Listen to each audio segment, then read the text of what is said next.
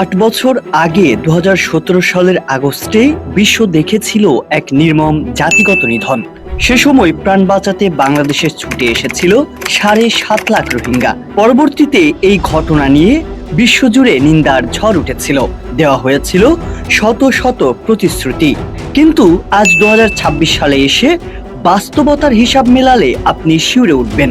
আজ পর্যন্ত একজন রোহিঙ্গাও নিজ দেশে ফেরেনি, উল্টো ক্যাম্পে জনসংখ্যা বেড়ে দাঁড়িয়েছে 11,82,000-এ।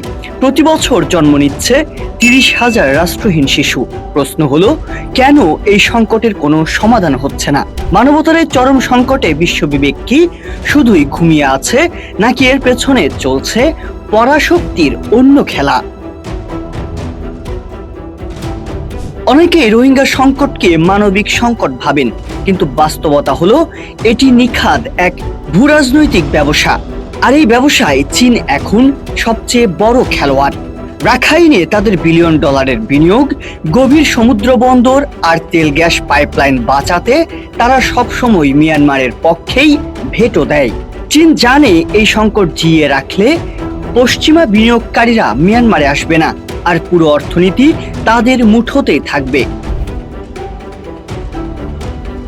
অন্যদিকে ভারত তার মহাসাগরে চীনের আধিপত্য ঠেকাতে এবং নিজেদের বন্দর ও পরিবহন প্রজেক্ট বাঁচাতে তারাও মিয়ানমারের জান্তা সরকারকে হাতছাড়া করতে রাজি নয়। অর্থাৎ পরাশক্তিগুলোর কাছে মানুষের জীবনের চেয়ে তাদের কৌশলগত স্বার্থ অনেক বেশি দামি, আর পশ্চিমা বিশ্ব কেবল উদ্বেগ প্রকাশ আর কাগুজে নিষেধাজ্ঞাতে সীমাবদ্ধ।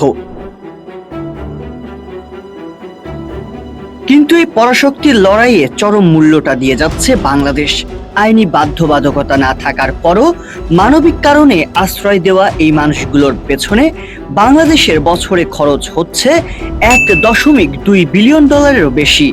অথচ আন্তর্জাতিক সম্প্রদায়ের দেওয়া তহবিল 2017 সালের 74% থেকে নামতে নামতে 2025 সালে মাত্র 22% এসে ঠেকেছে। সূত্র বলছে সবচেয়ে বেশি ক্ষতিগ্রস্ত হয়েছে কক্সবাজারের স্থানীয় বাসিন্দারা। অন্তত 3,713 হেক্টর পাহাড়ি বনভূমি আজ ধ্বংস। স্থানীয় মজুরি কমেছে, নিত্যপণ্যের দাম আকাশ ছোঁয়া, আর তার সাথে যুক্ত হয়েছে ইয়াবা পাচার, মানব পাচার আর ক্যাম্পের ভেতরে সশস্ত্র গোষ্ঠীগুলোর আধিপত্যের মতো ভয়ঙ্কর নিরাপত্তা ঝুঁকি।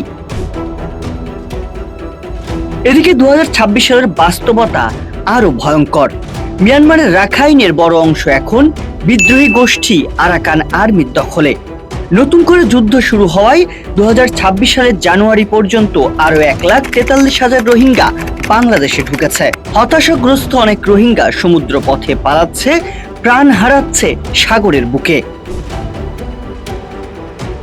যদিও জাতিসংঘ মহাসচিব বলেছিলেন রোহিঙ্গা ক্যাম্পগুলো বিশ্বের সম্মিলিত ব্যর্থতার এক কঠোর স্মারক, কিন্তু সেই ব্যর্থতার ক্ষতিপূরণ জাতিসংঘ দিচ্ছে না, ক্ষতিপূরণ দিয়ে যাচ্ছে বাংলাদেশের সাধারণ মানুষ ও করদাতারা।